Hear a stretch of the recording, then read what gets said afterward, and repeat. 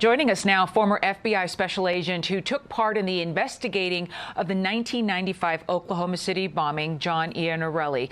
He is also the author of How to Spot a Terrorist Before It's Too Late. Mr. Iannarelli, thank you so much for being here. Given your expertise, who or what do you feel is the target here? Well, my concern is the target may have been police. The fact that this was set off on a Christmas morning, early hours downtown where people don't congregate, yet calls were made to 911 reporting gunshots. Police run towards the danger. They run towards the gunshots. That may be who the bomber expected to be there when he set off the detonation. Have you ever seen anything or heard of anything like a warning that's a recorded warning that plays prior to an explosion, prior to an event?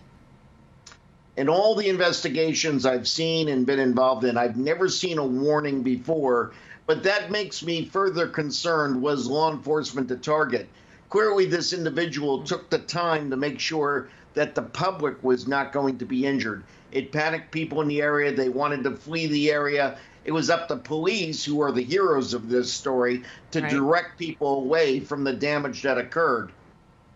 And the police chief there says that the folks in downtown Nashville now are safe, that there doesn't seem to be a secondary threat that they need to worry about. But what about other cities, large American cities out there? Are departments going to be on alert at this time? How concerned are you about something like that, especially since you're talking about the possibility of police being the target? I can assure you, after this occurred, departments across the country, as well as federal agencies, were heightened alert. Steps were taken to make sure that areas were swept and kept clear. People were looking for anything that might be suspicious. Now what they need to do is focus on the evidence there to determine who is this, why was this done, and does he have any connections to anywhere else? And in terms of the materials and the forensics that are being done on the ground there and that will be done in the lab, when you hear about the blast debris going about 6 blocks, what does that tell you about the materials and the type of explosives that were used here? Well, from what I've seen, it was powerful, yet it doesn't appear to be particularly sophisticated type explosion. It's not uncommon to have debris go for many blocks. Oklahoma City bombing, we had debris blocks and blocks away.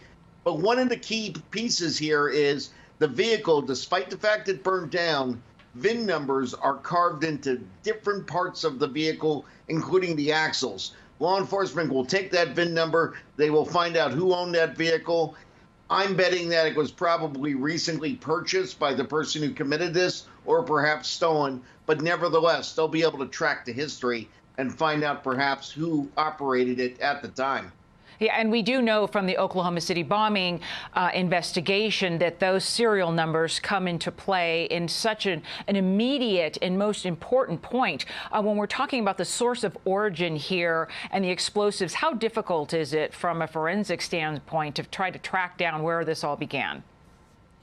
You know, one of the questions that I saw yesterday was people were concerned, why was the fire continuing to burn? Specifically, firefighters and law enforcement know they don't want to apply water to that fire because you have all that valuable evidence, including likely DNA evidence as well.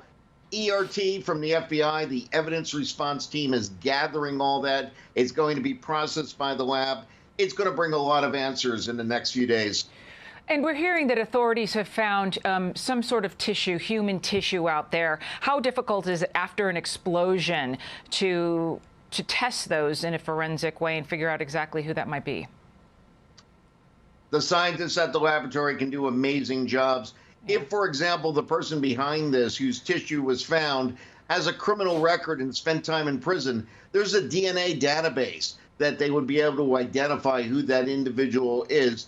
But at the very least, it'll give them something to work with in the future to ensure proper identification.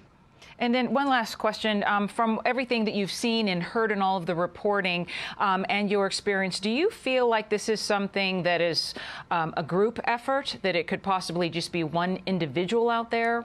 What is this telling you? This has all the earmarks of a lone wolf offender, which can be the most disconcerting to law enforcement.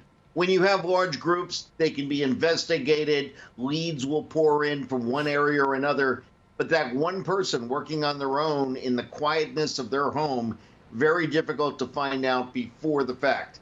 That's why they need the public's help in law enforcement to solve and prevent these things.